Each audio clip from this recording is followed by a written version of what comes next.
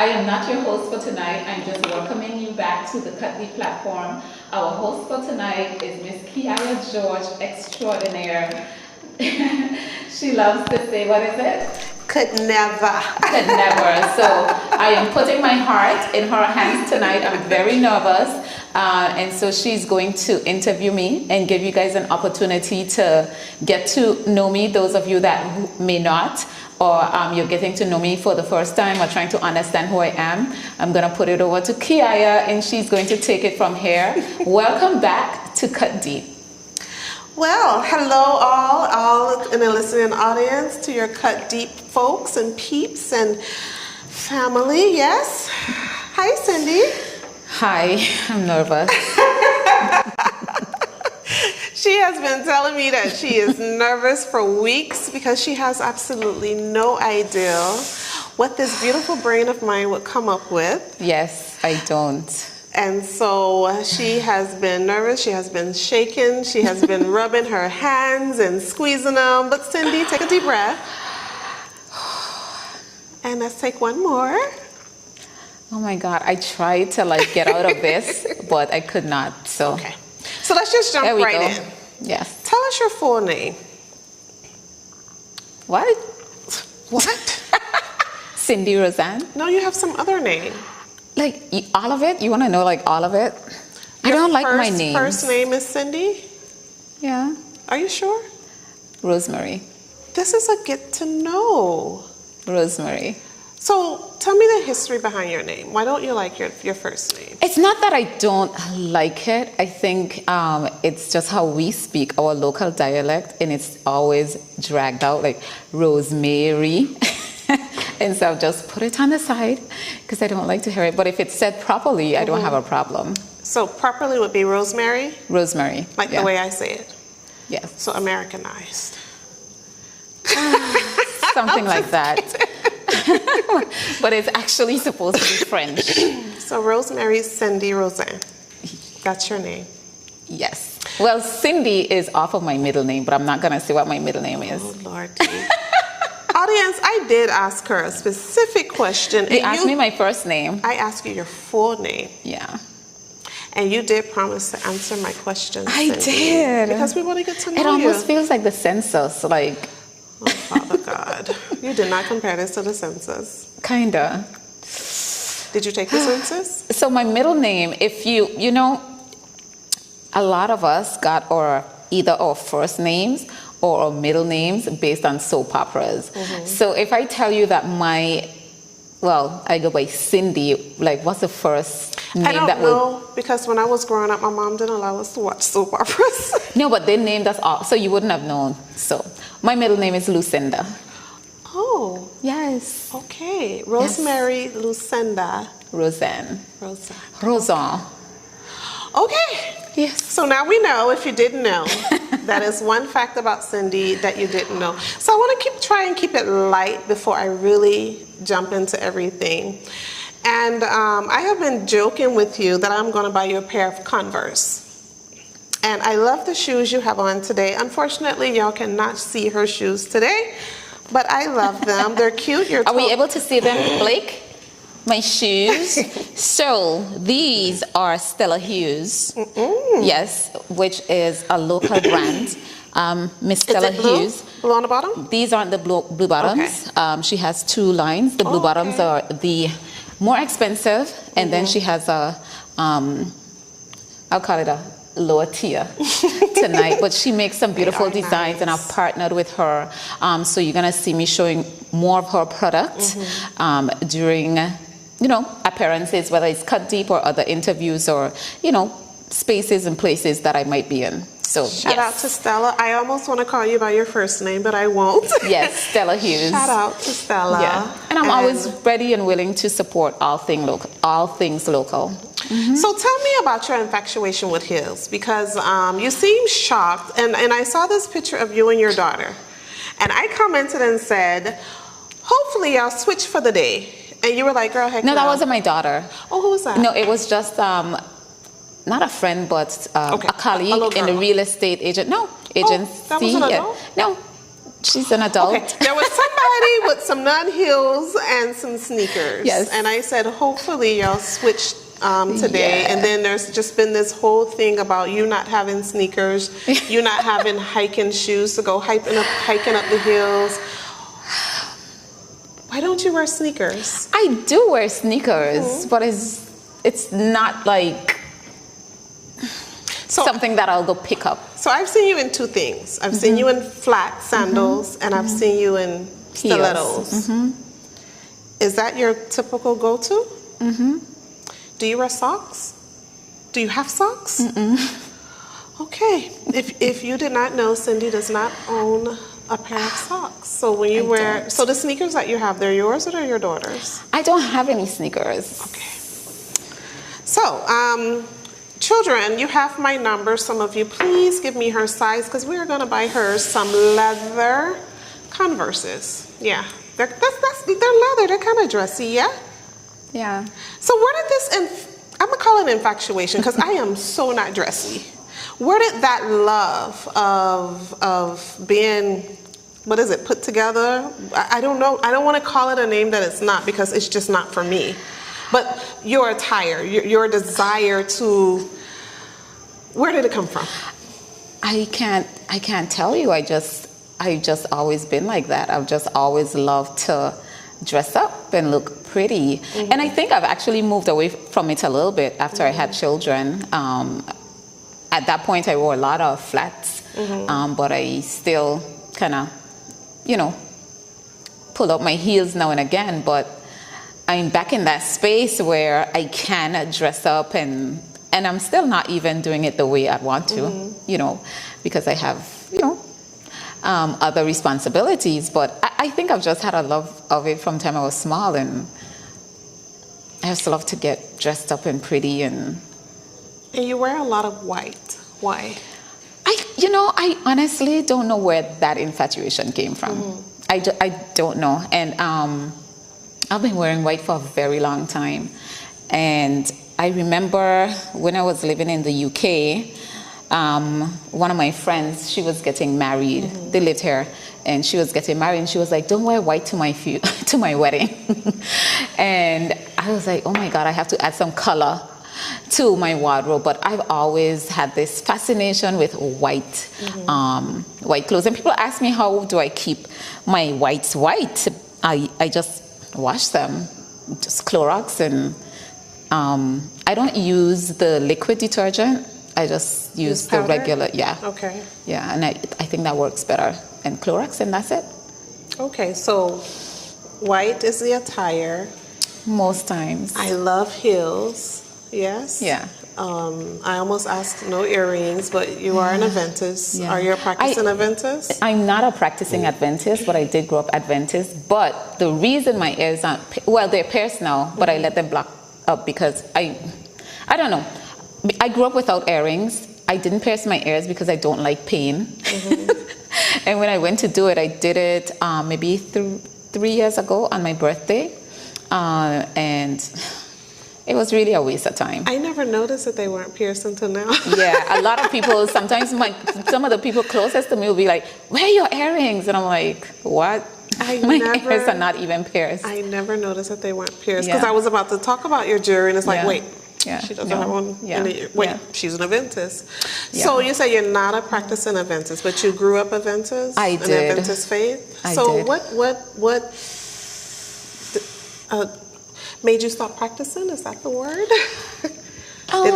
Did you de-Adventize?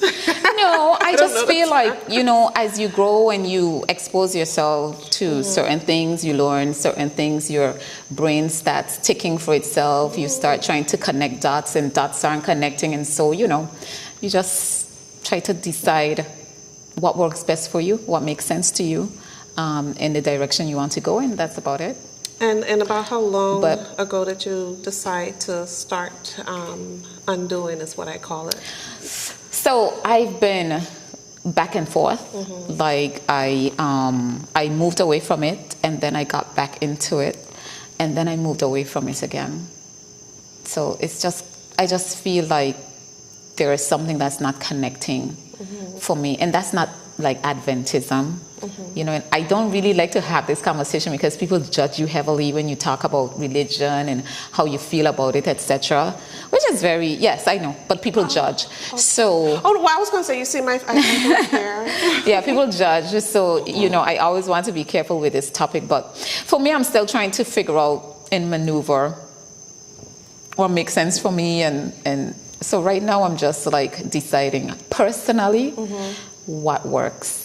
Do you see the confusion on my face? Yeah. She's trying to be careful. Yes, because... But you're Cindy Rosen. I am. But you're not just Cindy. You're Cindy Rosen. Yes, but I still have to because I'm not always trying to offend. And if I don't have to offend, then So it's so... And so I don't want people to, you know, create a conversation around whether I believe in God or don't believe in God. I think everybody should just follow their path. So I just stay away from it. So the in whole essence, conversation. Not that I'm saying that you shouldn't ask me. I'm just saying that I don't really make a big conversation of it. So in essence, you want the focus to be on something else, not necessarily... Yeah, well, quite frankly, I think there is a lot of focus on me, which is uncomfortable. And I wish that people would more focus on, you know, the message of my platform, which is about the BVI and what's best for us. Not that I want to dive into politics, but that's kind of where I want the focus to be. So how are you managing this focus? Because I know that, like, my children wait to hear Taz. Thank you, Taz. It's almost like he could hear them say, I want to hear him say Cindy Rosen on the radio. How do you handle... How is it? Tell us about it. What happens? In terms of what? The notoriety, the being famous, just being known by Cindy Rosen. You have two names, not one. I'm just Kiaya, but you're Cindy Rosen. Tell us how grocery shopping is for you. If I'm honest, it is uncomfortable. It's something that I had to learn to live with, because sometimes people are like calling me so often wherever I go. Sometimes I'm not sure who actually know me, or have I met this person, or are they just familiar with me based on, you know, any platform that I've been on. But this morning I said to someone, we were having a conversation with it was yesterday, with this whole Guavaberry thing that blew up, and, you know, they were talking about, you know, how it would affect my platform, or if it did or didn't or whatever in the reach of my platform. And they said, Cindy, you're the most popular person or platform in the BVI. And, then we started thinking about other platforms. And then they said, your reach is wide across a lot of demographics. Young girls, older women, men, boys, young people, older people, black, white, just everybody. And, it does hit home from time to time. And I try more and more to be responsible with my platform, with my voice, just with everything. So it does get uncomfortable, because sometimes I just want to go out and relax and chill, and, everybody's wanting to talk to me or say hello. It's even to the point now where people are like, can I take a picture with you? And I'm like, what? Why? So, but I guess it is what it is. So do they always just want to talk politics, or do they want to talk other things? Because you like to talk politics. I like to talk politics. Well, based on my platform and where I started out in terms of wanting to use my voice, yes, it is politics. So I do talk a lot of politics, and I don't think I can help it, because everybody wants to have a conversation about any issue they're having, any issue the country is having. So 90% of it is politics. Sometimes,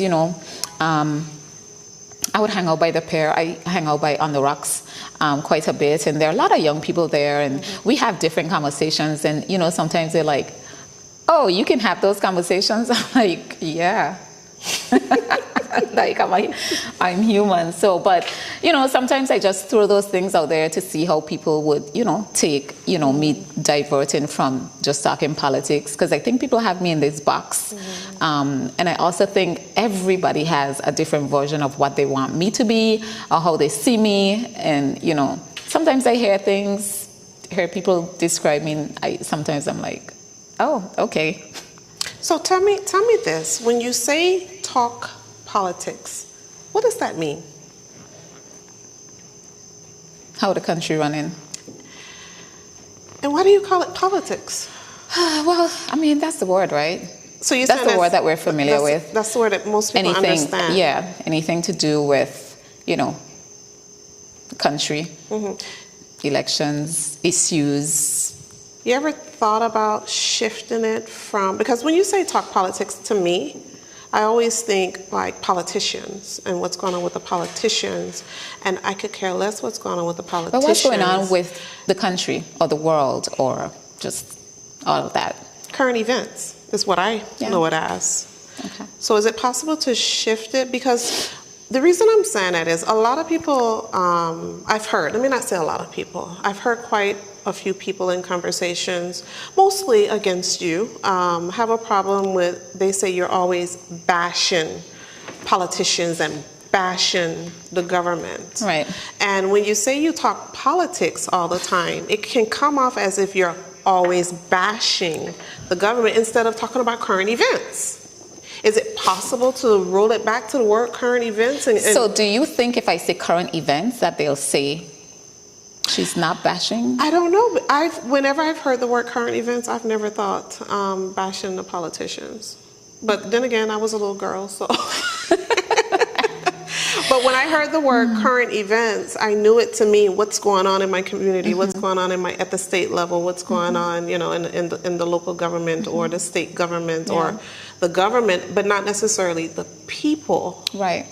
And I guess for me, I kind of want people to shift their thoughts. And you're like, I've told you this before, I think I have, or maybe I've had the conversation with you in my head. You're like the Joan of Arc. And you're leading the cause. And is that a cause that you can lead to where we stop calling it politics and start calling it current events? Because they're current events. They're not necessarily politics. Yeah. Politics has a very negative connotation when you say politics and politicians. Well, if we talk about the mindset of the Virgin Islands, I'm not even going to say Virgin Islanders. I think that, you can call something whatever you want to call it. If their mind is set that she's bashing, it really doesn't matter what I call it. Politics, current events, how the country running. I just think, and there's some who see it that way, that I'm bashing, and then there's some who see it that I keep them well informed. Sometimes, people take off of you what they themselves are feeling. So can't please everybody. So I just compared you to Joan of Arc. You sure did. Before we get back, I want to come back to Joan of Arc, okay? Sure. How long have you been back? 10 years, I think. So this year you came back 2014? This year is 10 years, yes. So you came back in 2014? Yes. What are some of the differences that you saw from when you left? How long were you away? I was away for, almost 20 years. Okay. Almost so then there was 20 probably years. a stark difference because that's like two generations. Yeah? Yes, but I mean, I came back and visit. I came back, I visited, I came back, I voted. Cindy, visiting and living are two different things. I know. I'm just letting you that I came back, I left, I came back. Sometimes I'd come back, I'd be home for a good 3-4 months, and I'll probably go again. So that's enough time to readjust or acclimatize or figure out what's going on. But there are a lot of differences. Okay, major differences. Name the top 3. Oh Lord, I just put you. Poverty. Okay. That's like my top. Selfishness.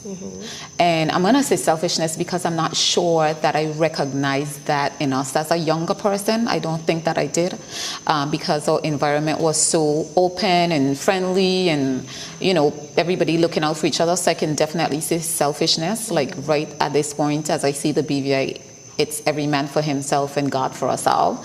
So I could say selfishness. I said poverty, or we could say our standard of living. What would be another one? Yeah, I did for put me? you on the spot. You did put me on the spot, but that's fine. Those are my two major ones. Okay. Yeah. So you mentioned the selfishness. Now, of course, I didn't grow up here, but I've heard a lot of how the community would help build the houses. And I definitely could tell you nobody helped build my house but the bank. Yeah, well, you're modern day, so. So is that part of that selfishness? Like, I thought that community coming together and somebody would bring over, you know, you have a pot, they have a pot, this person has a pot, and feed everybody, and we eat and then continue building your house. Is that what you're talking about? No, because if we're talking building homes, everybody's working now, so we have to look at that too, the change in those dynamics, and whether you have time to, you know, people get together and friends come together and lay blocks. I don't think those guys are even doing that anymore. Their hands are so pretty. Right? So they're not even doing that anymore. So I'm not really necessarily talking about that per se, but yes, that is something that we did, you know, a long time ago when I was growing up. That's how our house, my dad's, his friends would come over, my mom and, you know, her Was this friends. after work?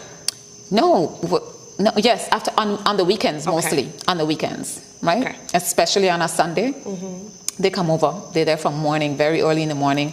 Tonight, you make them breakfast, you make the guys breakfast, lunch, dinner, and then, you know, everybody go for the day, you laugh. It was very community-minded, but, you know, I understand based on our dynamics now, we can't do that anymore because we just don't have the time, the space, the capacity to even take that on. But I'm talking about looking out for each other, you know. For example, there's a lot of need in the community. People don't know how to ask for help because they don't know, you know, where their business would go, or if, you know, someone would help them, or they just take on their business and not. It's just, we watch each other suffer, like we know each other is suffering. We don't reach out. We don't. So that's the type of selfishness that I mean. We see the country falling apart. We see all the issues, but we prefer to stay in our, you know, little corners, and, you know, once my little empire is good, then I'm good, not realizing that if this is falling down, eventually your empire will fall down too, because it's all in one space. So that's more of what I'm talking about. Just everybody's just on their own beat and they could care less. So how long, like after you came back 10 years ago, how long before you really dug in and said, you know what, I'm going to be you know, the change maker. I'm going to be that person who puts out something different, who wants something different, who's going to be the voice that calls out. Yeah, I can't tell you that I actually went into this trying to be a voice per se. I just saw an issue that really What was the first issue? Annoying to me. So I've told this story before, and I came home in 2014. And we had an election in 2015. Okay. And I've always said that I've always been involved in politics, I'm always interested, but in the back, never like in the front like this. So, and I always say too, sometimes earlier on, I open my mouth and I'll be like, where did that come from? Because I've always been really shy, right? So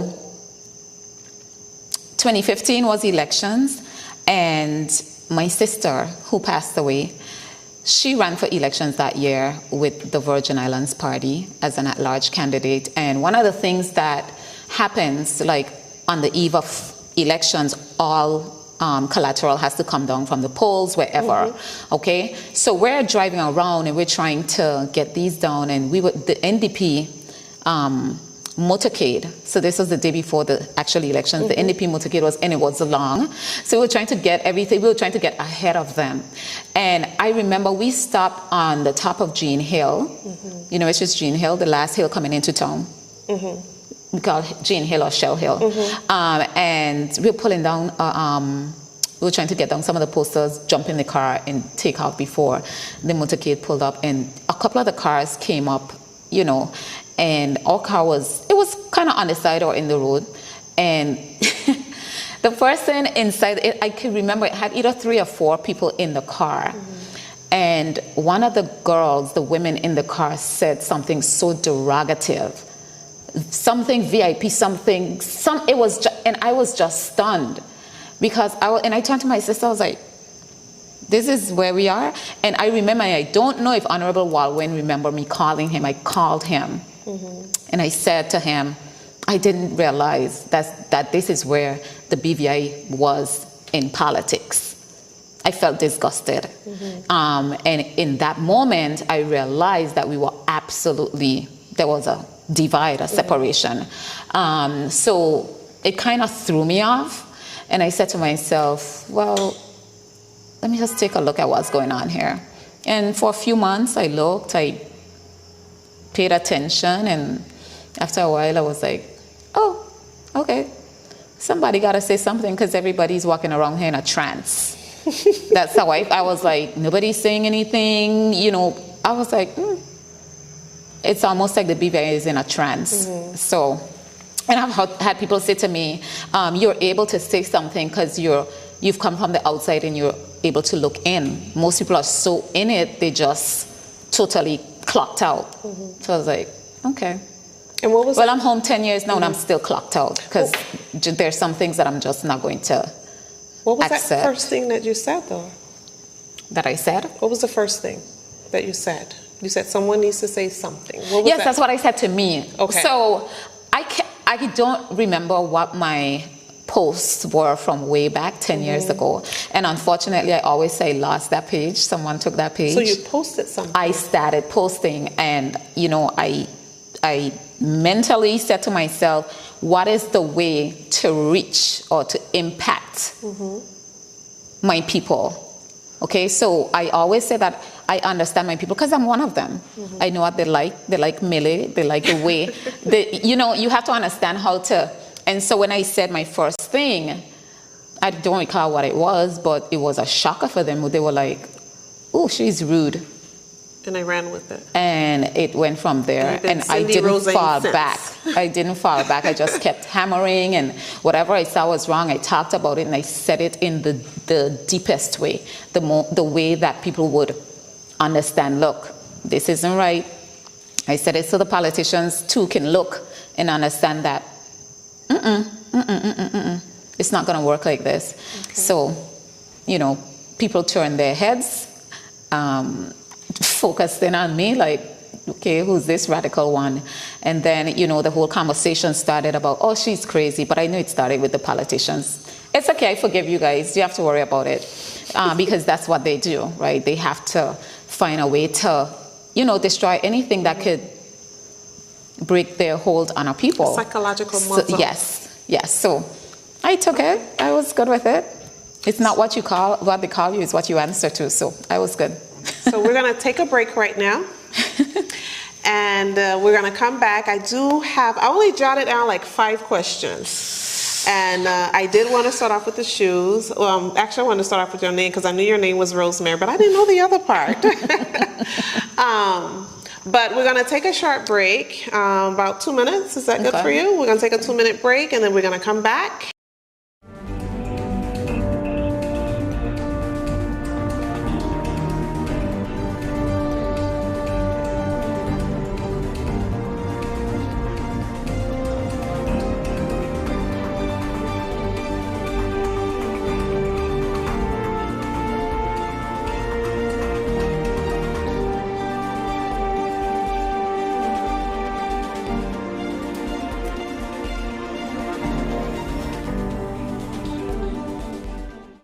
Alrighty, welcome back to Cut Deep. I am your special guest. Is that what I am? Special host. Sorry. Special. I'm so accustomed to being the guest and not the host. I'm your special host, Kiaya George of RKG Consulting Group, and I am here with the beautiful Cindy Roseanne Go. Today she's guest. I was about to say ghost. Today she's our guest, but she is your host, your normal host of Cut Deep, and she is answering the hard questions. And I think she is still shaking in her boots. Are you okay? Well, you see, the thing about you is that I don't know what will come out of your hat. Like, you can just go left field real quick.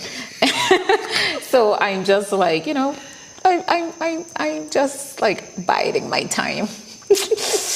Yeah. Honestly, I am trying my hardest not to go left field. I am trying, Cindy. I am. There are so many questions that pop up because I'm really like I seriously wish I knew what that first thing was, because that's your first is always paramount. That popped your cherry. Oh, that's that left field thing you were talking about. That's the left field that I'm talking about. Yeah, I can't say exactly what it was. I can't say exactly what was it was. The issue? I want to believe at that point, the issue may have been the airport development. Okay. It may have been the airport development. It could have been something before that, but I think that was one of the boiling issues at that point. It was one of the contentious issues. I want to think that was, yeah. And when you say the airport development, you mean the runway? The entire thing. Okay. In terms of Trellis Bay, the fill-in, just the entire thing, not just the runway. The conversation then, as it is now, was the development of the extension of the runway, the development of Trellis Bay, what that's going to look like, the fight with, the conservationists and just all of those things. And, there was some sitting on the fence with some of the politicians, and, it was just it was a few things. I want to believe that Pear Park was also one. Monies moving around from different projects, specifically the East. I remember that. So I think it was those things, and, there was agitation and, And what was that feeling that you had that said, I have to speak up? Yeah, because nobody was. Describe the feeling. Can I tell you, Kiaya, even when I was living in Cayman, I had an urgency to move home. I don't know where the urgency came from. There was just this voice that it was time for you to be home and that you need to be there. I'll be honest and say that when my sister died, I thought that was what it was. Okay. But it wasn't. So I don't know. I say I have a work to do in the BVI, and I'm still being guided on this path. That, there are times that I want to jump off and I'm dragged right back, kicking and screaming. That's the best way I can put it. I've heard you say many times that you want to move away, that you're done. In other words, the way I receive it is, y'all go do your thing. Yeah. I've had enough. But you always come back. Why? That's why I said I feel like I'm set on a path that I can't really do anything about. But I also do think that I have a genuine love for, I'm going to say, my people, for the territory. And that was instilled in me by my mom, who was a full generational Virgin Islander on both sides. So I know nothing but Virgin Islands love, who we were back then, the kind of community and camaraderie that I was brought up in with all of my aunts and cousins and, summers and all of that. That's the BVI that I know. And I know that things don't remain constant. Things change. But the drastic way in which it has changed for such a small territory, it concerns me. And it concerns a lot of people. Yes, so, I agree. Yeah. Okay, so I've heard you say, and let's go back to the Joan of Arc conversation. I've heard you say recently, I heard it during the election trail last year, I may have heard it sometime before that you've had threats on your life? Yeah, very early. Even after I had threats after Andrew was arrested and all of that blew up. I'm not going to go back to who I can. I don't want to. There's some things I'm just trying to leave and move on from. But yeah, I've had people call me and said that they were, close to a conversation where, people were talking about me, and they said they know where my children go to school, and, different things. So this question really is hard for me, but I wrote it down. I told you I had 5 questions. Okay. And it's actually the last one, but when we started talking about you coming back and, the voice crying out, it was like Joan of Arc. Are you willing to die for the Virgin Islands? Wow. It's a very difficult question. We talked about having wine tonight. We should have really had that. Instead of this girly tea. How much are you willing to give up for your Virgin Islands? I would love if you asked that to my children, and I would love to hear I know. I would love to hear their response, because before the words can come out your mouth, they probably say, yeah, she would. Okay. Yeah, she would, because I think they are tired sharing me with the BVI, to be quite honest. Particularly my daughter. But if I had to answer that question, this is what I say, that the BVI needs drastic change. The rabbit hole of the blackness of the BVI is very deep. Once you put a little foot down, it could drag you in. You have to decide how far you want to go. But I've said that the BVI needs such change that lives are going to have to be lost to achieve that. I don't know if mine is going to be one. It's something that I can say that I am actually prepared for, unless I reel all the way back. But yeah, it is what it is. The reason I said I couldn't ask your children, to hear you say, ask my children, I have access to your children. But to hear you, well, at least the boys on the track. But to hear you say, ask my children, immediately my heart did this, and it's like, I can't ask them that. Well, I have these conversations with my children. Like, we have conversations about death, whether something would happen to them or to me. We have these conversations, like we have these really real conversations, because if something did indeed happen to me, and it didn't have to be whether violent or whatever, if we're all going to die, like it's the only thing that we are sure of, that they're actually prepared to, and that I would love if, yes, they'd miss me, but if they would not destroy their lives because they couldn't live without me. So we have these conversations very frequently. Let's just move on. Because I am feeling like I do apologize. It was really getting to me as a mother. It was really getting to me. But that's why I said I was struggling, and it was the last thing that I wanted to know. Would you die for these Virgin Islands? And I immediately started thinking of like all the other heroes that have been deemed crazy, or that have, come up dead or whatnot because they wanted to defend the Virgin Islands. But let's move on. Yes. I want to ask you something. What is your hang-up with the Premier? I don't have a hang-up with the Premier.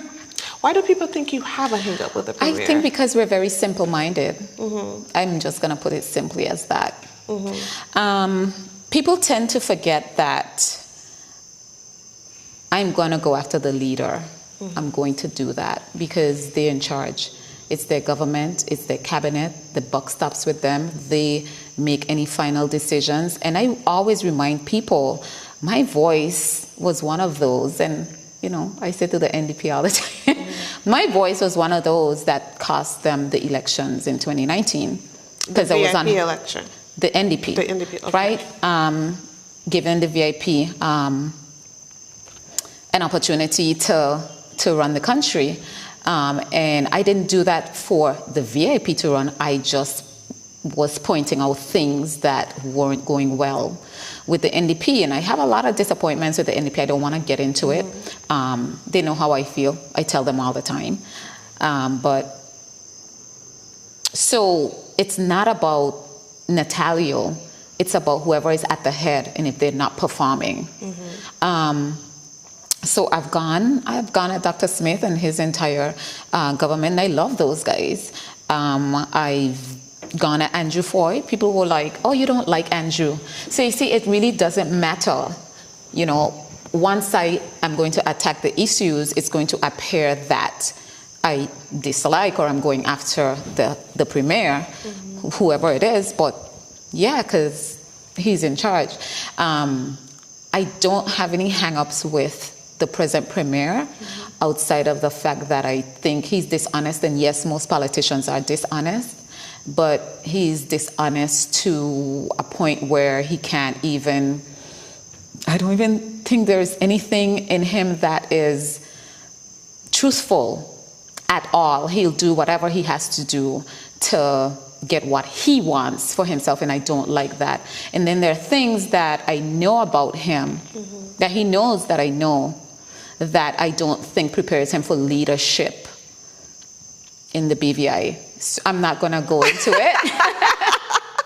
I'm not going to go into it. I'm not trying to make the news out of this. You know, but yeah. But personal hang-ups, no. You know, I always chuckle when people say, "Oh, she likes the premier." The premier and I are related, very related.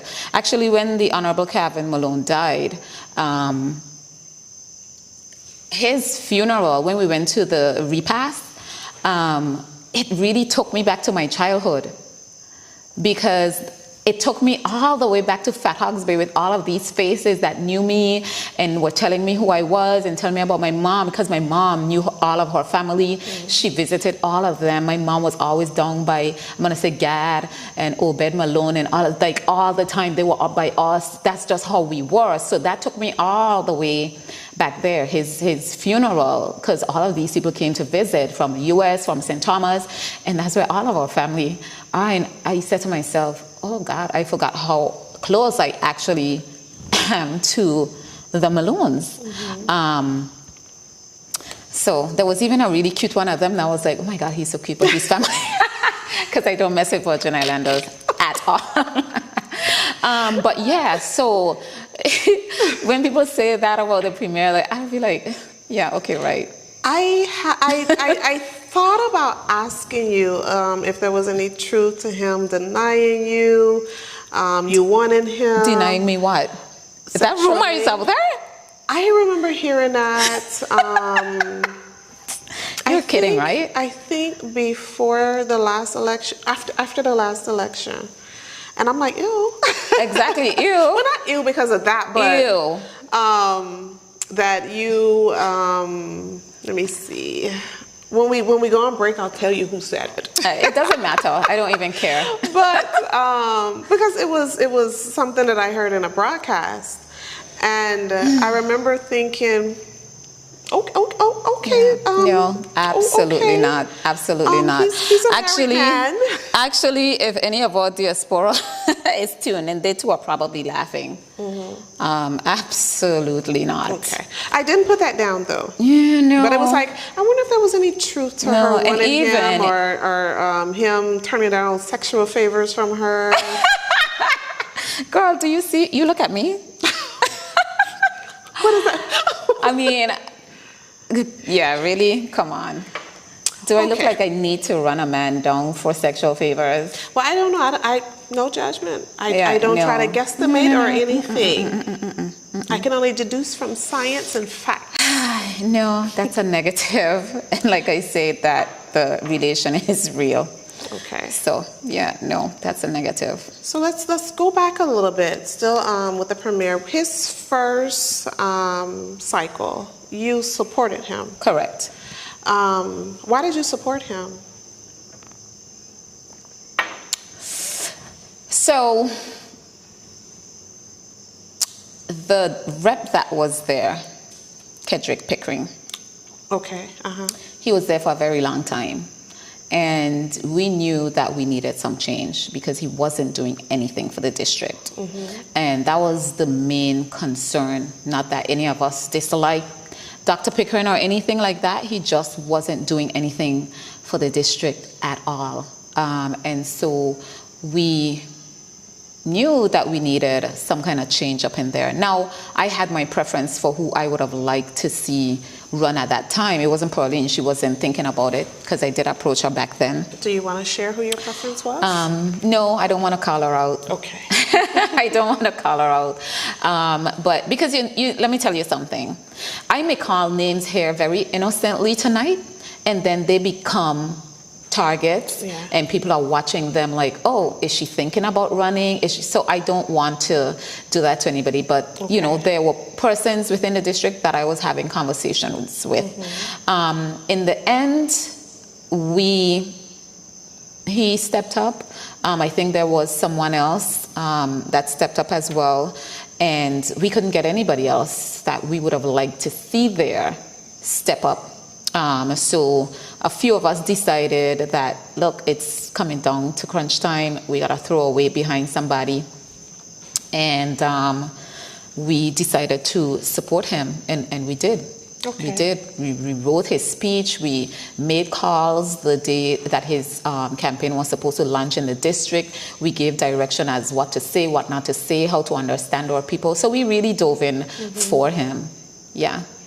And in those 4 years, did you find yourself disappointed, or was it just when he became the premier? Well, I wouldn't say 4 years, because it wasn't 4 years. Yeah, it absolutely. Was 3 years? Well,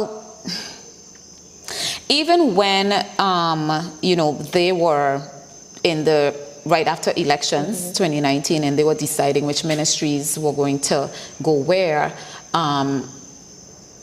Natalia was going to be given a very heavy ministry. I think it was agriculture, education, and some other one, sports, you know, youth development. And, you know, quite a few of us became concerned because our aim was, let's get the district back on its feet. I spoke to Natalio. I expressed to him what others were feeling, what I was feeling. I was like, can you just focus on the district for the first 4 years, because your party's in. I'm pretty sure they're going to support whatever you need done in the district. Focus on the district in your first 4 years. He said he could handle it. It all went to hell. He didn't do anything in the district. But, you know, I think where I really became agitated with him as a rep was when, you know, the pressure started coming down on me in my job, where I was starting to be victimized, and then they took my job because they felt that they could do that. And, you know, things that he got up in the house and said about me. And it's very interesting because there are women that remind me constantly of the things that he has said about me as a woman, whether, you know, I needed licks or something like that. All those things he said in the House of Assembly. He never once came to the defense of persons within his district that were being, you know, victimized by the VIP. And now I can understand why. They know what they're doing, and I pray for all of them. He never did, and he never looked out for the district at all. When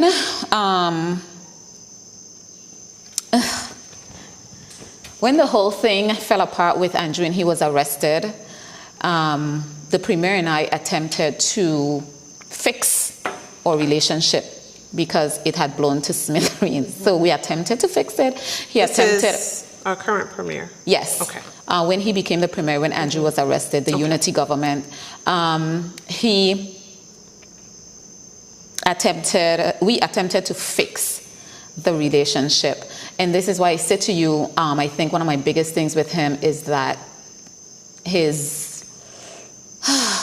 I don't want to call him a liar, but, you know, his problem with the truth. Let me say it like that, because people say to me, don't use the word liar.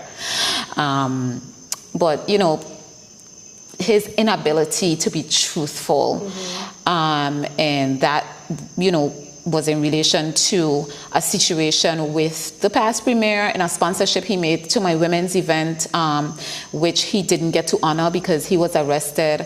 And I took it to Shawande because it was a big sponsorship. which it left me in debt.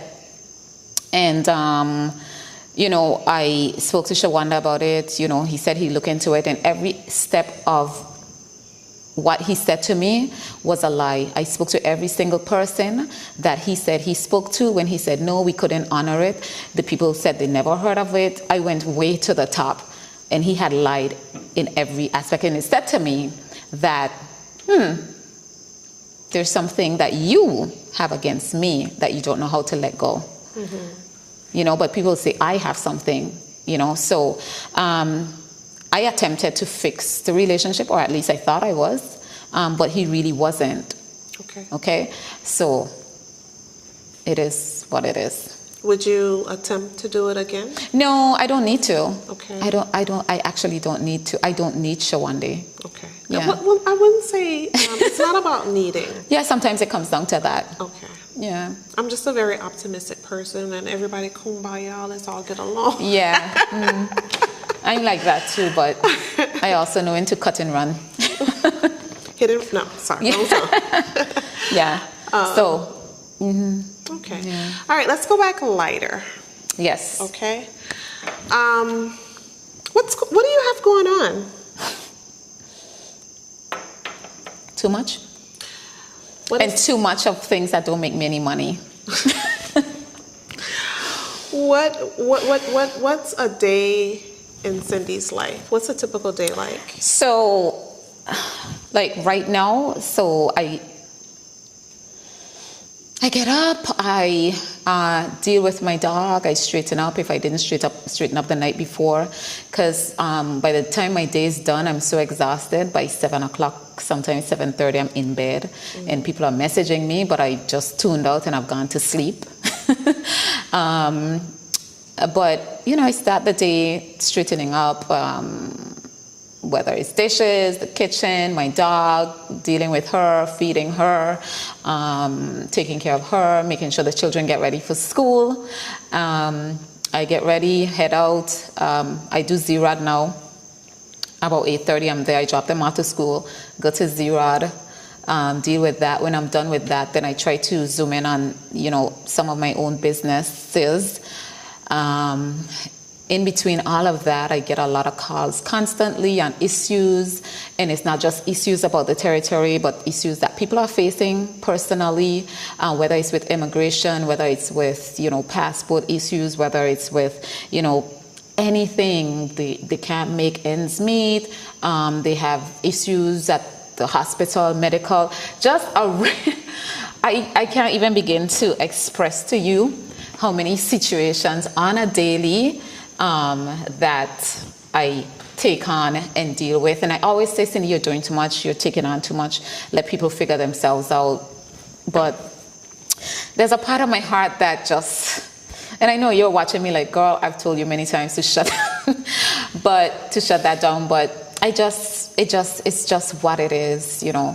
You know, sometimes, Kiaya, you might be at a breaking point, or I might be at a breaking point, and, you know, another person might be at a breaking point, and, you know, they're calling me, and their issue might be my issue that I'm trying to figure out, but I turn around and I'm trying to figure them out, because I'm always feeling like, what is the last that a person can take? You know? Like, that's always in the back of my mind. Could you have helped that person and you didn't, and then, you know. Let me ask you two questions. I told y'all I didn't want this girl to interview me. No, the questions are easy. They're just going to make you think. One, when the people call you, what do they want from you? And before you answer that, can I ask you the second question too? You remember at the women's event, there were quite a few women who said, if your cup is empty, you have nothing to pour in anyone else's. So who's pouring into you? So you can answer those two questions. Well, I'm going to say, you always talk to me about this rich mindset. She always talks to me about this rich mindset. I should stop saying rich, because I teach my children wealth. I was going to say wealthy mindset. I think she means wealthy. Yes. Although I think she's spoiled and she means rich. But I don't ever think that my cup is empty, ever. I think I have an unending amount of whatever to pour into anybody. What's your source? The universe. Okay. That's just how I feel. Okay.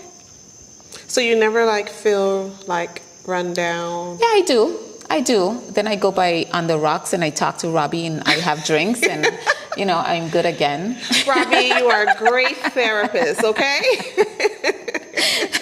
Sometimes I just sit and Robbie pours and he writes it down and I'm good to go. I don't even have to say anything. And sometimes people are like, how did you get a glass? I'm like, what do you mean? How did I get a glass? I'm a lady. And this is where I turn to them and I'm like, I'm Cindy. Sometimes I do that just for the fun of it, but yeah. I have outlets.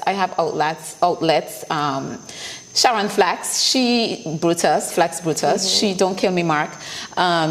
She and I have gone through a lot, but I lean on her a lot emotionally. I think she's realized that. There are times I just get up, I go over to Virgin Gorda and I drive around with her, checking the villas. It's just, I have little outlets that I use to get through. Okay, in 45 seconds, because we're going to take a break. In 45 seconds, what's your favorite thing to do for fun? Sleep. Do you have fun? Okay.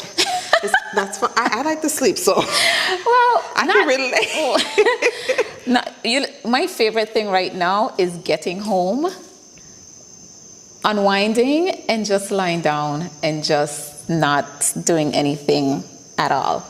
Okay. Yeah. So we're going to take a break, and when we come back, and she can start thinking about it now. I have not given her any questions ahead of time until now. I want to hear about Cindy's love life. Oh my God. So we're going to take a break. We're going to come back in about 3 minutes. We're going to give her some time to go pace because listen, I could feel it coming from her right now. We're going to give her some time to decide how she is going to answer this because she promised to answer all of my questions. We'll be right back. This is your host, Kiaya George with Cut Deep, and our guest, Cindy, the only Roseanne. Oh my God.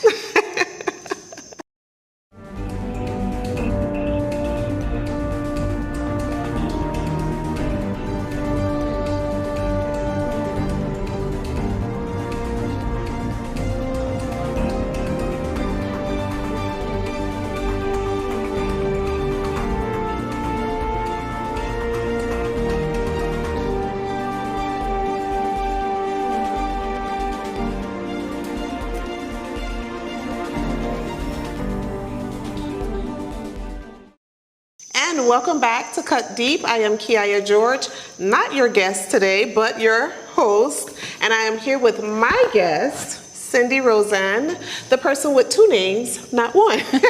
Wait, is your daughter watching? The little one, no, she's probably in the bed. Just FYI, she asked me that because my daughter would normally say she wants to hear Cindy Roseanne on the radio. I remember back in the day, I would message Taz and I would be like, we need a Cindy Roseanne call out. To the point to where I remember I told you one time, Cindy, you should run because if nothing else, people were familiar with your name. Mm-hmm. You just have to make sure you put Cindy Roseanne on the ballot. Mm-hmm. I would have to change my name, and like officially. Not the other name that we're not going to go back to because you just want to be known as Cindy.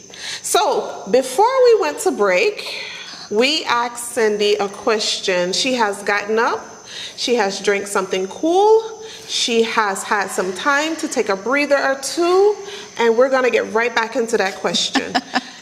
Cindy, we didn't quite finish your typical day because we kind of got stuck at wine and Robbie. I do want to get back to that because I still want to know what your day looks like. But before we get into the rest of your day,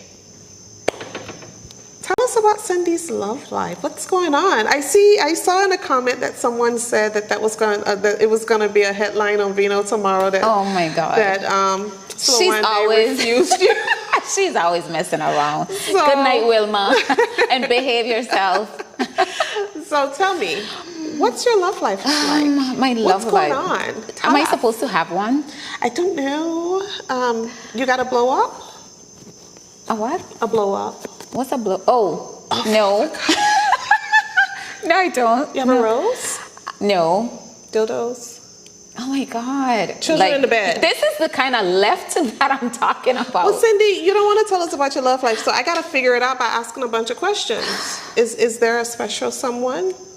It's debatable. What does debatable mean? This is cut deep.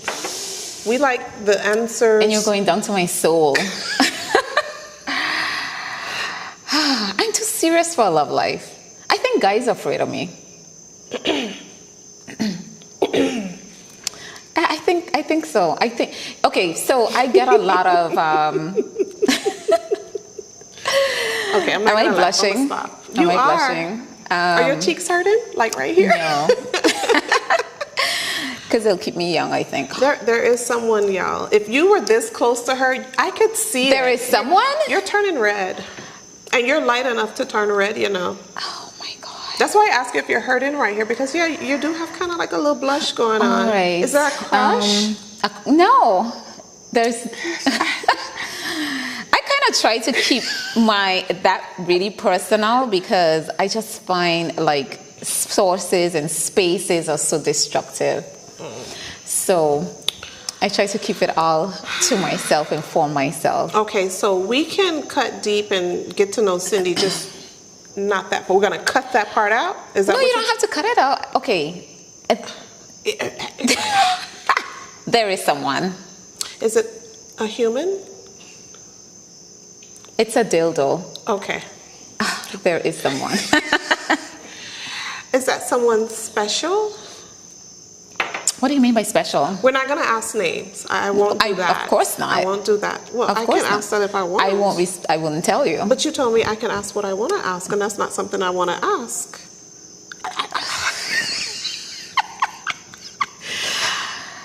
Sharon, go to bed. I think this one has stumped you, Cindy. Has what? Your mouth did it.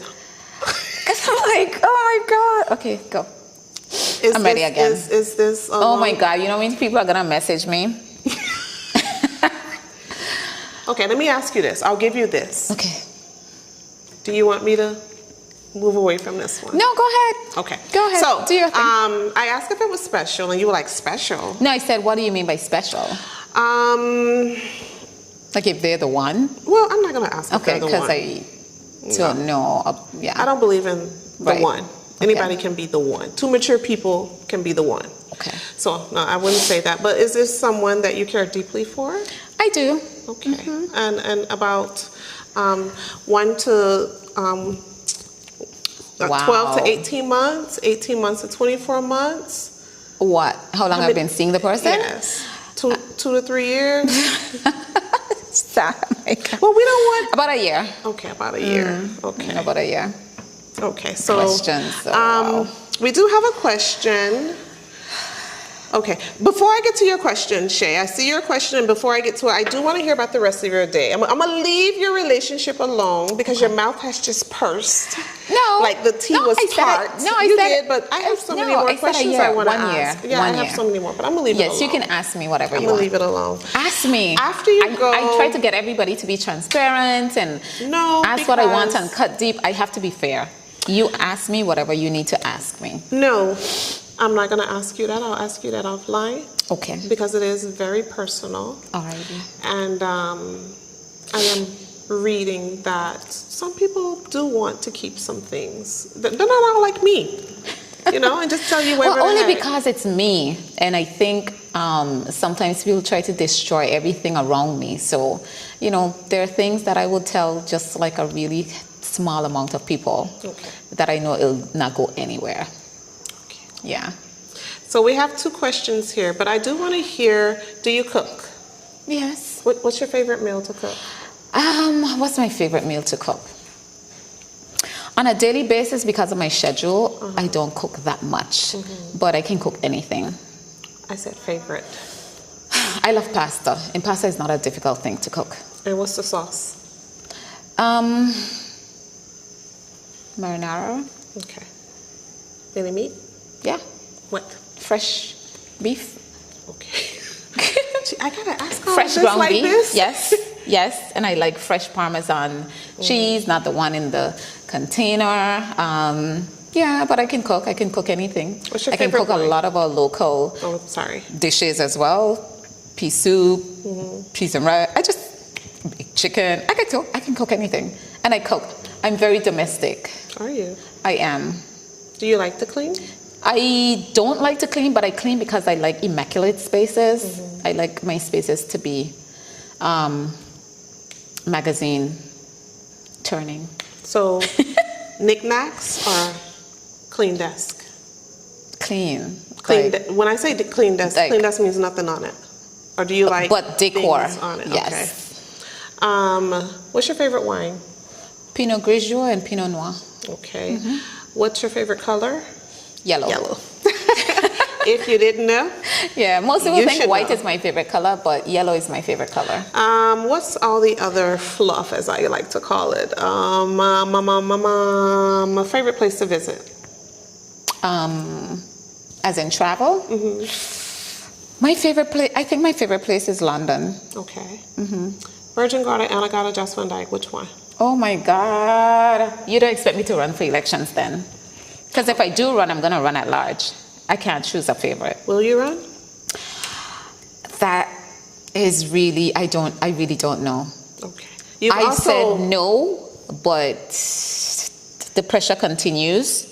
I don't know. You at this flip-flopped point. about this a lot. I know. Do you want to? I don't believe that I need to be in the House of Assembly to effect change.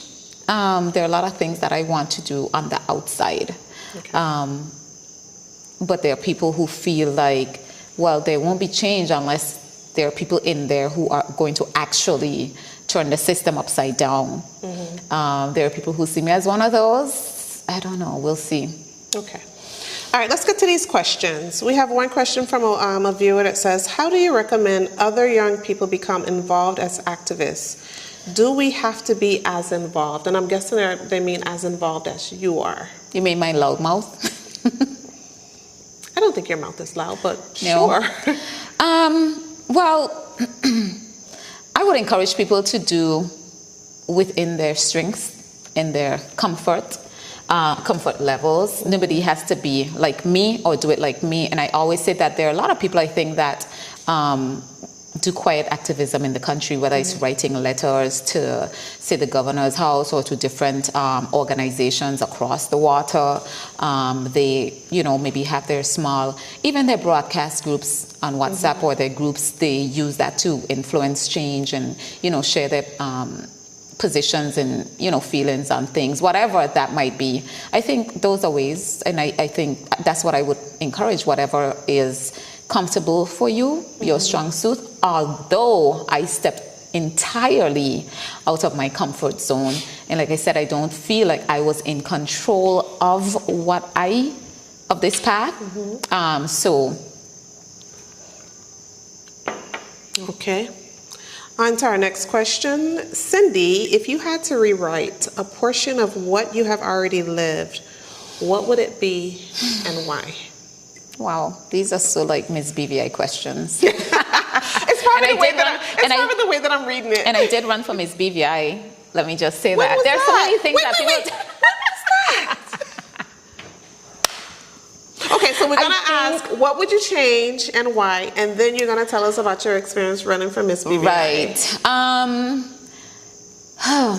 What would you change? There is something that happened to me, and I'm not going to say what it is.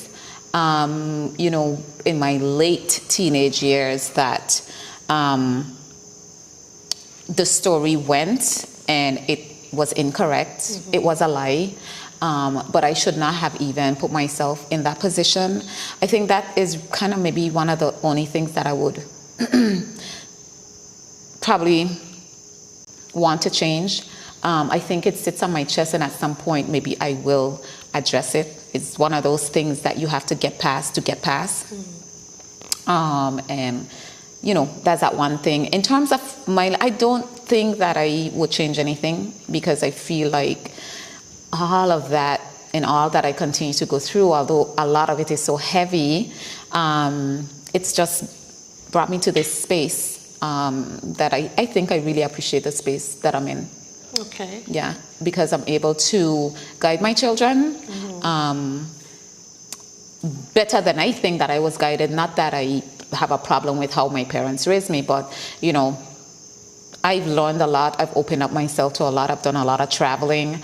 I've done a lot of integrating and understanding different societies and cultures and so forth. And I share that with my children and other people and other young people. So I would leave it as is. Okay. Tell us about your experience running for Miss BVI, and what year was that? So I think I ran twice. I ran for I ran for Miss World BVI and I ran for Miss BVI. Yeah. When? 96 and 97 or 97 and 98, something like that. It's a long time ago. Cindy. I just said it because. Did you enjoy the experience? Yes, absolutely. Who was your chaperone? Oh my God.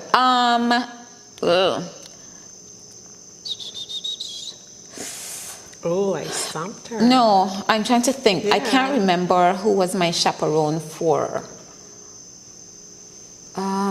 I think my chaperone for Miss BVI was Lori from St. Thomas. She used to do a lot of pageants and stuff. Lori Elsko from the Elsko family. Very popular in St. Thomas, very politically aligned, etc. I can't remember who it was for Mrs. Yeah. So I don't know why I thought I would hear like Kareem. no, he wasn't. I'm quite older than Kareem. Yeah. And I have also chaperoned girls. I have 2 Miss BVIs under my belt, but it isn't something that I really wanted to be caught up in, like training girls and so forth. So I have 2 wins under my belt, and I just left that. It's funny you said it's not something, because I was going to ask you, did you enjoy that? Would you do it again? But But I just feel like I want to do more. I don't know how much I'm into, you know, the Queen shows and so forth anymore. Like my daughter wanted to run for Prince and Princess when she was younger. There are people encouraging me and her to run for Miss BVI, whatever, but I don't think that's going to happen. So. Okay. We do have a question here. Cindy, what do you love most about the BVI, i.e. the Virgin Islands, as I like to refer to it? And what do you think needs to be done to enhance our tourism product? Oh, Lord, tourism. Why do I want to talk about tourism? Oh, my God. Did that come from Sharon? No. Okay. You know, we have a lot going on in the BVI. The land base of the BVI is not attractive right now. No. It's not very clean. And I could tell you, my children, when we moved back home, when I brought my children home the first time, I think Emily was 3.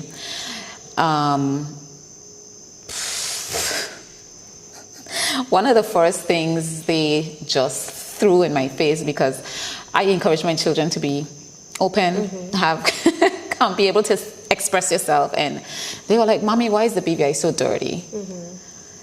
And it was. That was my first experience. Yeah, that was my first thought. You know, but they were like at that young age, but. So the cleanliness on this side on the land side, but I love the beauty of the BVI out in the water, looking out. The beauty's out there. I love that. It takes you down a few notches, and I always say driving home, driving to work, it prepares me, you know, like when I was working at the tourist board. So it'll, you know, prepare me to go in. I'd listen to my inspirational music on my way into work and leaving work. Again, the view and, you know, the whole serene bit that would wind me down again. So, yeah, it's my favorite part of the BVI. I mean, I love the BVI, you know. It breaks my heart that we have such daunting and haunting issues.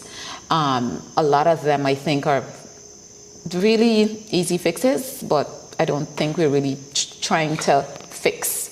Don't ask me what the fixes are for anything. Nobody's paying me, as I said on Zira this morning, a lot. Okay, not that then. I won't ask that. But But tell me, perhaps, top 3 that are easy to fix, not what the fixes are. Top 3 easy to fix. I don't know what the top 3 are. We have like so say 3. many not top issues. 3. Just 3. 3 things that easy to fix. Okay. I kind of wanted to ask you what was your opinion and what you thought about the fact that when they're cleaning the roads, you know, they're just out there with a shovel, and it goes in a pile, and then traffic is disrupted eventually at some point, whenever, and then they shovel the piles in the backhoe. And I think this was happening last week, and I remember just being like, why can't we just have a street sweeper? What are your thoughts on things like that? That would be a decent, easy fix, yes? Well, those are easy fixes, yeah. So I think cleaning up the BVI is an easy fix. And, you know, I say easy fix, but there are some things that would go with that people would find difficult, which is enforcing certain legislations, right? And being hard on people and saying, yeah, I'm going to fine you. There's nobody you can call. You're going to have to pay the fine. So, yeah, those are easy fixes. Compliance and accountability. So, yes. Okay. Yeah. And like a lot of our issues is kind of that. How does it make you feel though, when you're out on the water? Because we were out on the water, and I kind of just looked, and I remember telling my husband, "This is the true beauty of the Virgin Islands. Why can't it look like this when we're on land?" When you're out on the water, like you said, you were working with Sharon, or you were with Sharon, or something with VG a couple of weekends ago, or last weekend, or some weekend. No, I just, from time to time, I just go over, yeah. So when you're out on the water, what you're talking about. And you're looking back, how does it make you feel to know that this is the only time you can see the true beauty of the Virgin Islands? It doesn't feel good. It doesn't feel good. It definitely doesn't feel good. And I'm going to say, like, if you go over to Anegada, you go over to Jos Van Dyke, go over to Virgin Gorda. Even my son, my second son, he's 15, and now sometimes he goes over to Virgin Gorda, and he does tours and stuff with Sharon's company, and he loves that. And when he came back on Sunday, he did either Saturday or Sunday, he went over to do some tours with them, and he came back and he was like, I really like Virgin Gorda better than Tortola, because at least it's clean. Because they'll be in me. They'll just be in me. So he was like, at least it's clean over there. So even on Virgin Gorda, it's clean. So I enjoy being on Virgin Gorda. Land and yeah. Why do you think that is? Let me tell you. I remember back in the day when O'Neill was premier and chief minister and all of that. A lot of people would tell me that Virgin Gorda looked the way it did because the chief minister, the premier, was, you know, the representative for the 9th district. Well, again, I was just over there, and we were still like, it's so much cleaner here. Why do you think that is? Well, I mean, we could say that Virgin Gorda is one of our biggest service islands, a lot of tourism, and so, you know, I think they make an effort to keep the island clean and so forth. On Tortola, I think it being the main island,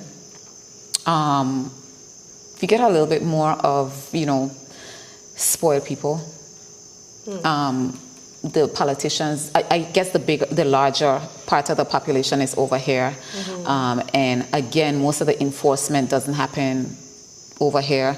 Everybody wants to run to, you know, their elected reps as, you know, like their children. If they are to do a certain thing, they don't. And if they're caught up on not doing that, whether it's a fine or whatever, you know, they run to, you know, their elected reps. So enforcement of anything is a problem, and just accountability. I find there's more community-minded people on Virgin Gorda than on Tortola. Maybe it's because of the size. Could be.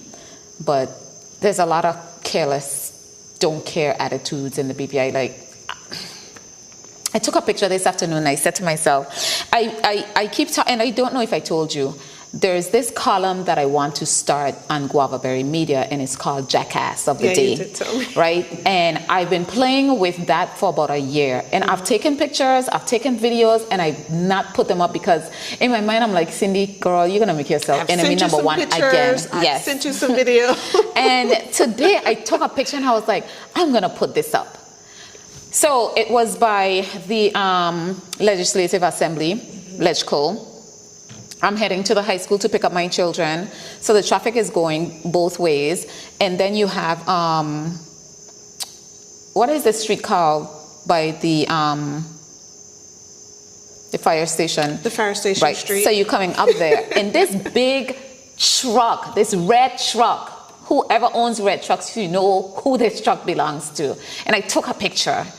And the traffic is blocked up because some parents are turning into the senior school, and I'm trying to head to the junior school, and he comes out without stopping with the big truck and just sits in the middle of the road. So traffic now is blocked going this way, that way. Nobody can move because he means that he's coming out in the middle of the road so that he can turn next. A big truck, you see, and I'm like, that's so selfish. Like, why would you do that?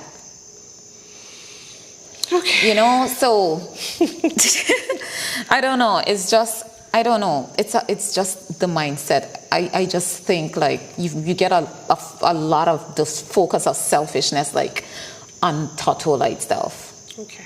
A specific type of selfishness. Believe me, yeah. Just a sidebar. When my son was heading to school, I say like a year in advance, I began to teach him the road rules. When you get to the stop sign, you have to stop and you have to roll back. That's considered, things like that. When somebody's in a crosswalk, Yeah. If they're on your side, that's a nasty ticket. Yeah. You have. Yeah. Well, people do a lot of things here. Like I try not to ever like stop on the crosswalk. You don't do that. But yes, Big nasty and it's ticket. actually right, but it's not here. Like I don't. I mean, I see the police stop on the crosswalk, but you don't stop on the crosswalk, and the car goes a distance, and then you drive up and drive past the crosswalk. Then the other car will come up behind you, and they just blop right on the crosswalk. And sometimes, and I say you just have to legislate and regulate people because people just like act like animals. Their minds don't kick in at any point to say, oh, if I was on the crosswalk, how would I get across? Would I be in danger? If it was me, would I be in danger with a car sitting on the crosswalk and me having to go around? It would be. But, question. With all the resources needed at your disposal, if you had to be a representative, they put politician, for a day, what is one thing you would work for the betterment of the territory, and how would you go about it? Yeah, girl, this is a queen show. With the resources at my disposal.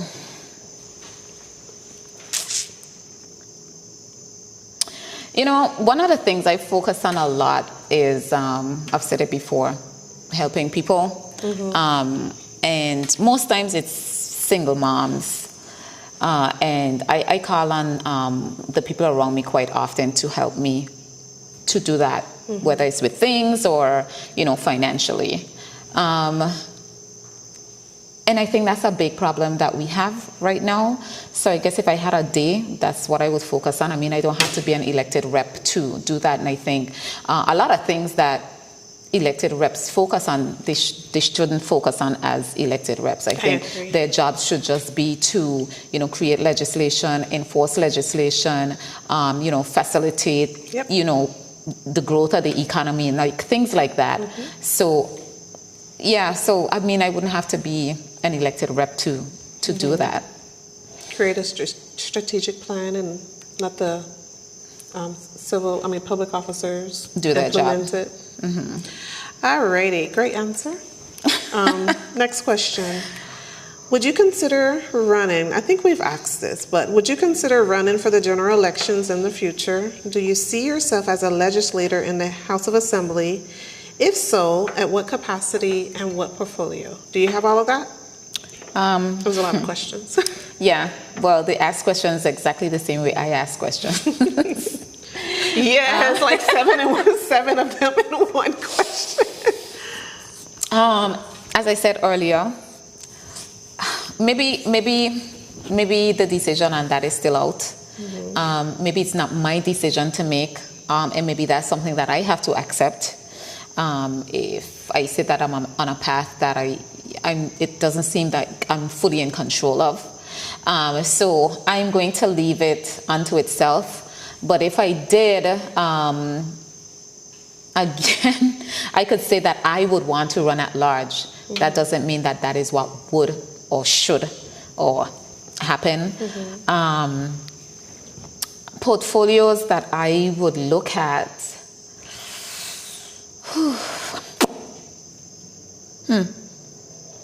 I mean, I believe that I could handle any portfolio. I know that might sound so Could never. I feel that I could probably handle any portfolio. Miss Love? That doesn't sound so whatever you call it. Not to me, because I'm like... Because I guess getting so involved in, the territory and, having to do research and, constant reading and trying to figure things out. So I'm sharing the right information with my listeners and stuff. I guess I could. And again, I've worked for government, not for a long time in central government. I've worked with a statutory body, so I kind of understand how government functions. I've also, I don't talk about it a lot, but I worked 10 years inside of the financial services industry in the BVI. So I think that I could flip about a little bit. You know what I honestly thought you would have said? The What? Minister of Tourism. Not really. No, not your thing? So when I went to the board, as the event, I managed the event department. Yes. And so, and you're a marketer and a PR person, and what we do is adapt to our client. Like, we understand the client so that you can give the best work. So it doesn't matter where I go, I'm going to I have to understand. I treat everything as a client, whether it's my client or I'm on a job that I'm hired to tourist board. I'm going to make sure that I understand tourism. But tourism is a part of our bread and butter, so it's financial services. So it's in my best interest, everybody's best interest, to know and understand them anyway, right? So, Do you think we should have a Minister of Tourism right now? don't we? You mean separate? That does, yes, its own ministry. Well, it does. It has a Ministry of Tourism. It's just that it now falls The under the portfolio, Premier. it's by itself. What I think we need is more members of the House of Assembly, more ministers. many? So that, what do we have now? 13? Maybe we can go up to 17. And how many ministers? Not what the Constitution says, just... Yeah, no, I wasn't even thinking about. I'm just thinking logically. Okay. What we have now, 5 ministers. All portfolios are so heavy. I think that we could do with about 8 ministers. Okay. Well, I think we have to have odd numbers apparently, so maybe 9, 7 to 9. And what do you think those ministries would be? Well, it'll be broken down now, right? Because like education and youth should just be on its own, and and even that is a huge portfolio. I think you have agriculture, which I think should stand on its own, and which we should start developing as another entire industry and a third pillar. Because agriculture is it's big. It's not just planting. It's the ocean. It's all of that. And then yes, you have tourism. You have what else do we have? We have the new ones, culture. We have health. Health should be on its own. I would love to see just a ministry and focus on gender affairs, which maybe social development and all of that could go under. Yeah. Okay. Yeah. We do have a question. I'm trying not to read it like Miss BVI? yes, buddy. But I don't know, I can't help it. So it's like Cindy. Like automatic, it's like Cindy. Cindy, do you think BVI culture should be taught in our schools? What are your thoughts of students from our school, college partaking in activities for H. Lavity Stout holiday? And what are your thoughts of the... Okay, I'll ask this one later. It's not related. Okay, so two questions? Yes. Do you think the local culture should be taught in our schools? And what are your thoughts of students from our schools, the college and the non-collegiate level, partaking in the activities for HL Stout holiday? So I actually had this conversation on Z-Rod. Who doesn't know, I'm on Z-Rod every morning, Monday to Thursday, 9 to 11:30. So I had this conversation because we just celebrated H. Lavity South's birthday. And the conversation really was, we really don't celebrate as we really should. We don't like make it a big thing. What do you think the celebration should be? Right. So, well, right now the college tries to do its thing in terms of the year before they had a skit, which I said was really good. I really enjoyed that. This year they had a reenactment of the ninth sitting. I think it's the ninth sitting of the House of Assembly, which was the first time Lavity Stout was the chief minister. So I like that. I like that aspect because it's informational. It's you're involved. You can learn something. It's enjoyable. Let me put it like that, as opposed to what used to happen before. And I see that they're trying, well, at least the college is trying to move away for HL Stout's birthday. But most times on our holidays, you just get statements, you know, from the premier and from the governor and maybe from this minister. And it's just a statement as opposed to, it's Lavity Stout's birthday, let's have a parade. What are the things that he really loved?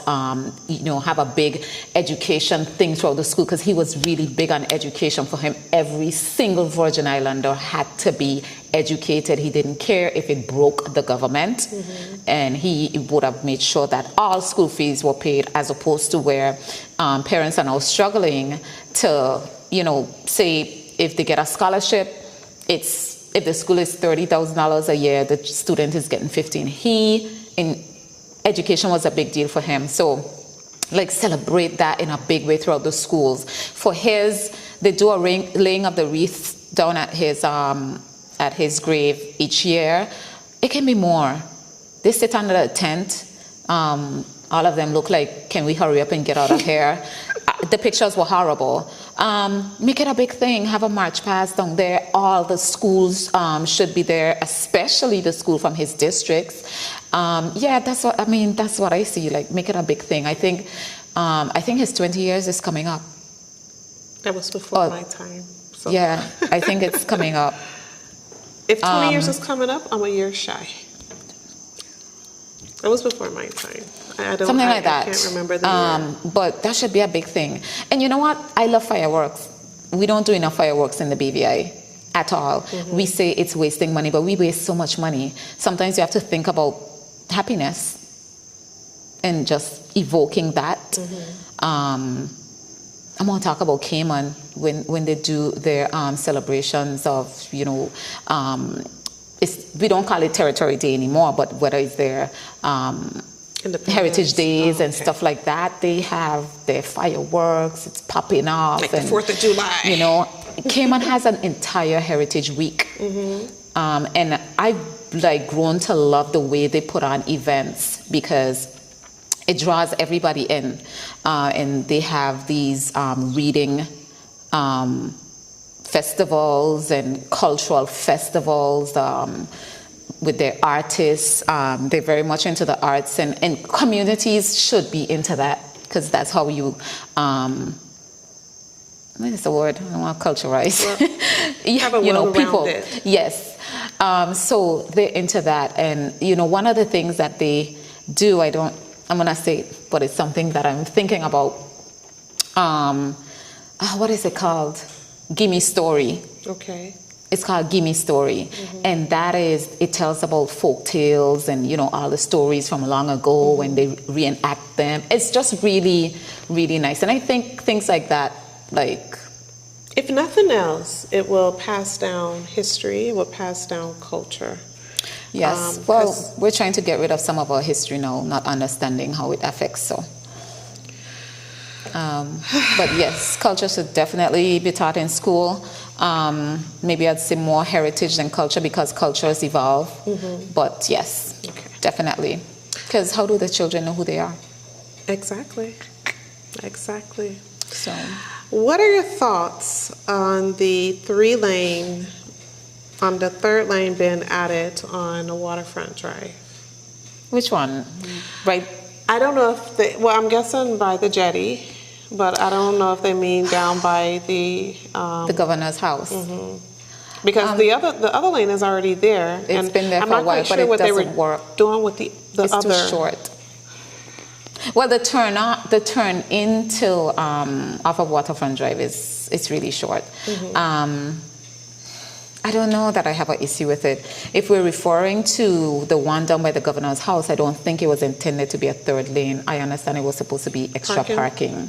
That's not safe, but it's not. I've heard that, but that's not safe. It is, but I mean, it's like that in other places in the world. You have those extra lanes where people park along the street, don't you? In the US, the UK, in Europe, you have those. You have those, but I don't think it was done well. You have it in places where people are compliant. Yeah, well, sometimes you have to be compliant or go 6 feet. I hate to say it like that, but. Okay. Next question. In your observation, what country or countries do you feel are great productive models for the Virgin Islands to follow in order to address the areas we fall short? For example, economic development, infrastructure, politics, technology, education, preservation. I mean, I'll say it's an open canvas. I think there's so many examples that we can follow, even right here in the Caribbean.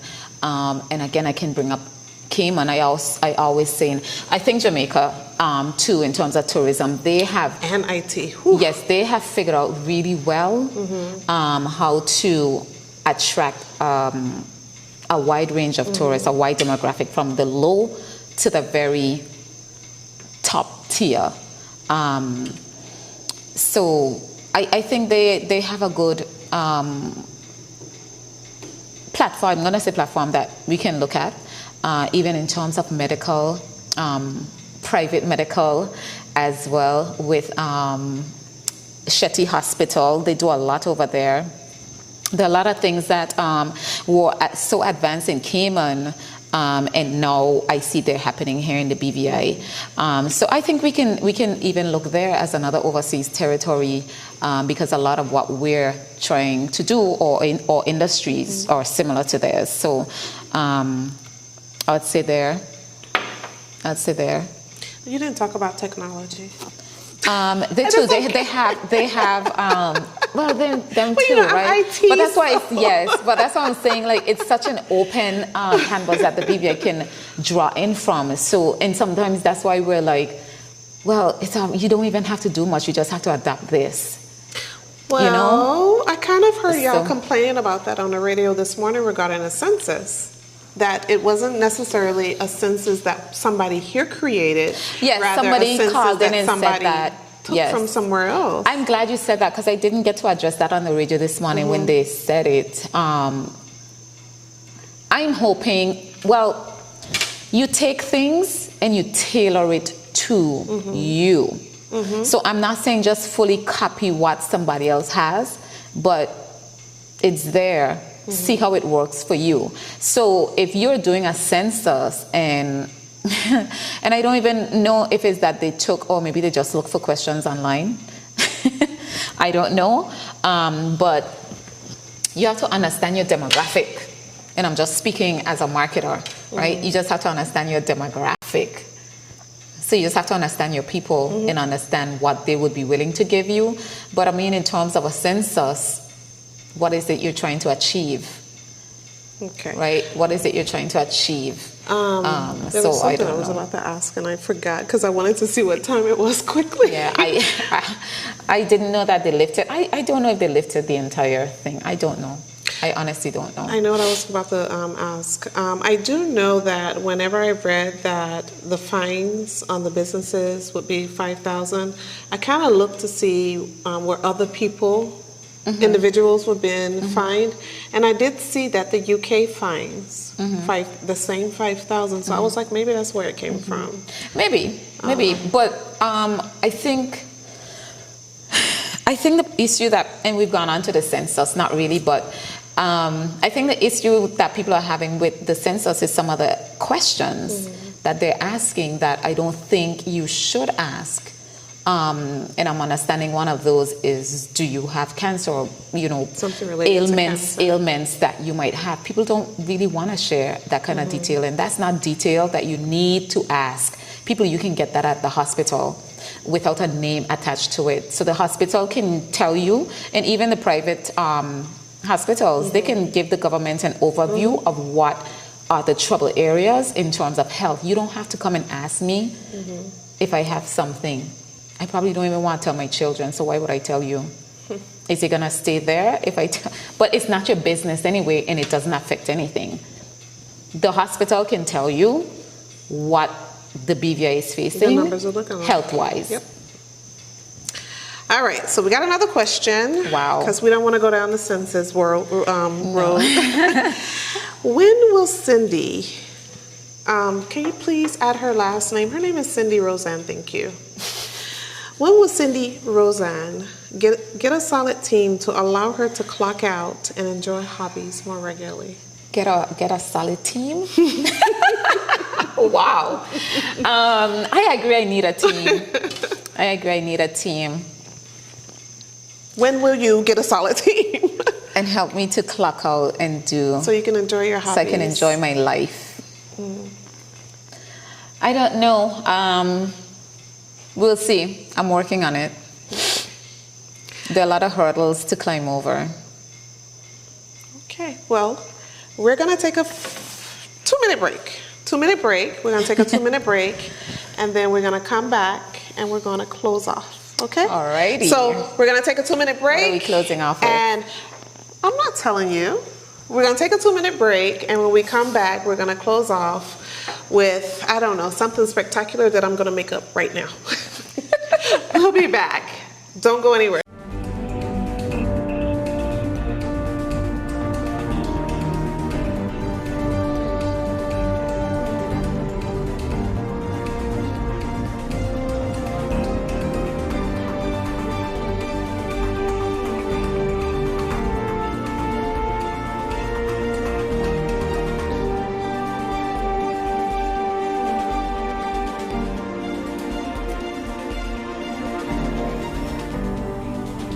Alrighty, and we are back, and this is Cut Deep, and we want to thank our sponsor, RKG Consulting Group. It's insane. Hey, if you don't promote you, who gonna promote you? Facts. Thank you for staying with us on these long 2 hours. I know that it's been a while, and we are so thankful that you've stayed with us in this moment to get to know the famous, the popular, the wonderful, the beautiful. You love her, you hate her, you don't know what you think about her. Cindy Roseanne. I am your host tonight, and only tonight probably, or so I hope.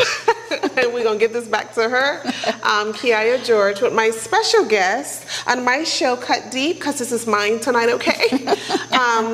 Cindy Roseanne. Yes, Mama. Cindy, I have 2 questions. Well, 3 questions, because I have 2 questions from I our really viewers. feel like I'm in an exam, but it's okay. This is your opportunity. Would you date outside your race? Yes. She said, yes. Yeah. Actually, I was engaged to a white man before. Right, somewhere. Oh, wow. Do I have to give all of that detail? Yeah, I'm curious. He was German. Oh, ew, sprechen Sie Deutsch, ja? Yeah. Ja, du sprichst? Nein? No. 9. It's 9. 9. Did he speak German to you? Sometimes. How did he say your name? Oh my God, what are you doing? Well, the Germans have like a really, really harsh way of speaking. So much so that my mom They're very much that way. Yes. Yes. So But this give us a taste. This is like a while back. Don't matter. That's You remember? I know you remember. No, I actually don't. Oh, Cindy. What? Did he call you Rosemary? No, nobody calls like, me no. that. I do not accept being called that. Oh, Cindy. Oh, wait, that's not German. I don't know how to do German man. You what? I don't know how to do a German man. 'Cause Good. I've never been a man. Good. Let's move on then. So you would date outside your race? Any race? All races? Oh my God. Martians? Why do Aliens? why do you have to like do that? Like, Well, you would just get so like nitty gritty. Well, I have, I dated outside of my race. Just like I haven't dated like, I've only dated white. White. Yeah, I have. Yeah. Okay. White from around the world. Boring. Is there a specific like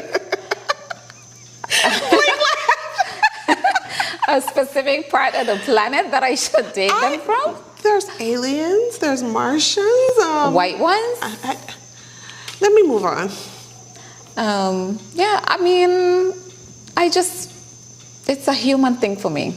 Okay. You date It's humans. how we connect. You date humans. That's more important. No animals. Connection. No, I'm not into the animal thing. No out of this world style. This is what I talk about, like going left with her. I have to bring her back, like at least center. Some people like animals, Cindy. Well, so I've it's a heard, but thing. that's not my Yes. thing. Yeah, no. Okay. Yes. Girl on girl? Wow. No. I did say I wasn't going to ask you about threesomes, okay? Yeah. I did say that. I did not ask that. She did say that, but I wouldn't mind. How about that? What, girl on girl or threesome? You're corrupting my listeners. No, they are getting to know you intimately. Very intimately. 2 more questions. We have 2 questions from a viewer, and I love this question. Once you love it, I'm scared. No, it's a great question. What makes you happiest? I'm gonna ask you in the 2 parts differently. What makes you happiest? Where's your happy moment? Would it be bad if I say I don't have happy moments right now? No. I just exist? No, it wouldn't be bad. Yeah. It's a harsh reality, but not Yes, bad. There's just too much. Let me add a little bit to this. What would assist with having those happy moments? I don't know right now. Oh, I did that thing that you don't like. Yes, I keep telling you. She's break very that bossy. habit. Kaya and I have developed quite a relationship. Don't be jealous, Rick. You can't do anything about it. Like, we're in it now. What was the question? What would make you happy? I Are you don't- content? I think that there are too many things on me, so I just exist. In contentment? Which means, no, I'm not content because I'm not thinking about that. I'm just thinking about existing, being. For my children, for other people. Listen, Just right now, that's what it is for now. I want to therapy you, but I won't. All right, you can therapy me after. And what gives you inner peace? These are 2 very, very intimate questions. What gives me inner peace? I think right now I listen to a lot of gospel, like certain gospels and inspirational music, and that's what I like. Okay. That keeps me grounded, and I like the space that takes me to. Okay. Well, let me check with our producers to make sure we don't have any further questions. I do not read lips. What's my passion? Oh, somebody asked, what's your passion? What's my passion? Right now, I guess it's the BBI, like seeing us in a different space. I think that's my passion right now. The main passion as in something I would enjoy, or passion as in, I don't know. something I'd like to I enjoy my passion. achieve. What's your passion? Well, this isn't my interview. Just asking. Ask me offline. This is about you, not me. Told you about she's a bully, I told you. Yeah. Do you have a passion for people, helping people? Because you mentioned a lot of people would come to you with situations, and I do. I guess, I think I'm unrealistic where I want to see everybody okay. Yeah. Yes. my mind just filled with like 17 questions, but we are out of time. Okay, as in how? But it is what it is. We are out of time. And if you want part 2 of Cindy uncut. Uncut. Not cut deep, uncut. Let her know. Don't let me know. There won't be a part 2. This has been Cut Deep, where we are having a get-to-know session with Cindy. We're asking her some tough questions. We are getting to know her as a person, not just as the mouthpiece for the Virgin Islands. Yes? Yes. And I am your host, Kiaya George, and this is my guest, who is about to become your host, so she can close off, Cindy Roseanne. And we want to thank you for staying with us tonight. We want to say that we really enjoyed this conversation. I hope you enjoyed it as well. I thank you for your participation. I love your questions. The questions were very, very thought-provoking. Absolutely. They will be great Miss BVI questions. Great questions for any participant in any show. We got to see not only the softer side of Cindy, but also the intelligence, the brains behind all that she does, all that she has going on. And again, love her or hate her. This is the beautiful, the wonderful, the great, not so great, Cindy Roseanne. Great, not so great. And I want to thank you for allowing me to ask you whatever I wanted to ask you, and your willingness to answer them to everyone. And I want to thank you, Kiaya, for accepting to do this interview. And I want to thank you for those questions that you did not ask. I want to definitely thank you for those questions that you did not ask. I think as time go by, I'm open. People can ask me questions. It doesn't have to be, in this setting or on camera.